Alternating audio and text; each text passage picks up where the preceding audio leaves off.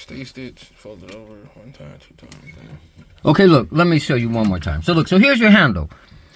First you got the stay stitch, and then after that, I say fold this to around about where that fabric is. But when you make a handle, you want to have it less than half. You don't want to make the handle and have it way over here. You could, okay, but to me it looks more aesthetic when it's less than half or around half. And then you're going to put one stitch kind of in the middle. And then after that, you're going to come and do 2 decorative edge stitches. An edge stitch on this side and an edge stitch on this side. Okay, so look. So let's just have you, just real quickly, just finish this handle. Now look. I just want to say this real quick before before you start. Okay, now look. You're going to fold, you use the edge of the table for the guide. You're going to fold it basically to right there, and then you're just going to fold that over. Keep in mind, you want it to look aesthetically pleasing. Notice I'm using them big words. It looks more beautiful when it's kind of in the middle, or a little less. It's not going to look as beautiful if it's way over here. That's all I could tell you.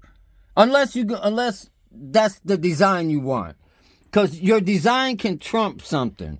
You could do something that's fucked up, but it could turn out to be a cold design. Okay, so I mean, there's sort of like no mistakes. Okay, it's just a different direction. But on the other hand, you want to get your basics down tight.